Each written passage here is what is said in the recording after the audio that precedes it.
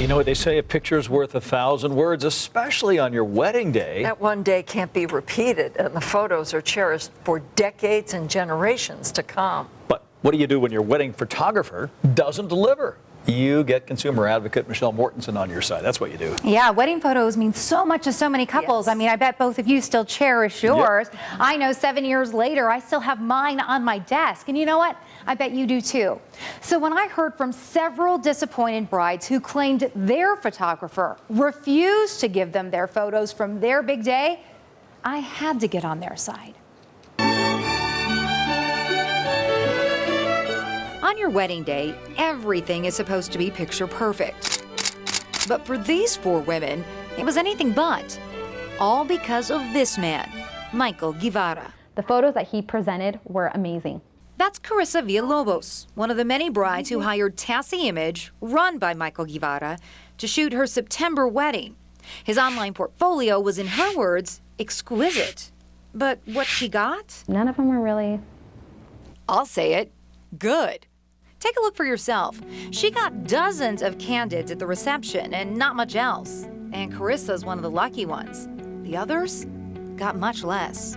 I only got 2 photos from him. These are the only photos Judith Eubanks has of her big day at the Springs Preserve this January. I feel really devastated. I mean, I can't believe a person could do such a thing. Almost brings me to tears sometimes. Jen Prince got a few more photos from her November wedding in Mesquite, all candidates, mainly of guests at her reception. And bride Lou Emily, who wed in December, got the worst of it. Just one picture of her leg. It pissed me off. Each bride tried calling and writing Guevara to get their pictures. He or his wife, Jessica, responded to each bride just once with a sob story.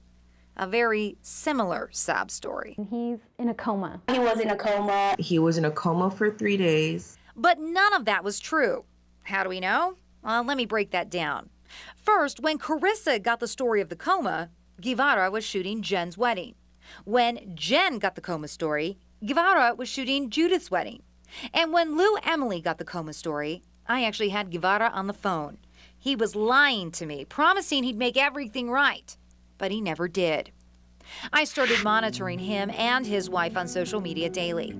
I uncovered while he was in a coma, he was actually traveling and dining and shopping with his wife all over Las Vegas and Southern California. Next, I started to analyze his flashy website. After days of doing image searches, I found his pictures weren't his. He actually stole them from this guy, Chris Smouch of Good Eye Photography in California, who I notified of the theft. It was pretty shocking, and I was pretty, outraged. I then got Guevara's website taken down and had him banned for life from the referral agency he used, called Thumbtack. But I still wasn't satisfied, so I hunted him down at home.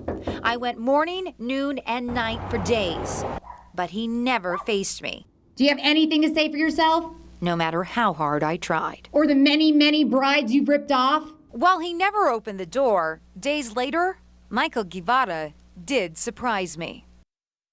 Well, while Guevara still refuses to speak with me, he has tried to make things right with at least one bride. Carissa told me she has finally received her wedding album. The other brides are still hoping and waiting, though. I did, however, get each bride a refund from the referral agency that advertised Guevara. But, of course, that money will never make up for losing the memories of that day. So what's the takeaway for you? Well, first, you do get what you pay for. $400 was very inexpensive for a wedding photographer. In fact, in 2014, the average cost of a wedding photographer was more than $2,500. Second, always research a person or a company before you do business with them. Look at their online reviews, get their references. And one final note, Dave and Paula, we did a preview of this story in our morning show, and just since that preview aired, I've heard from other victims all around the country who didn't get their photos from quinceañeras, from weddings, so I'm assuming there are even more victims out there, so I'm definitely going to keep this guy on my radar. In your sights. Yes, absolutely. Thanks, Michelle. Good work.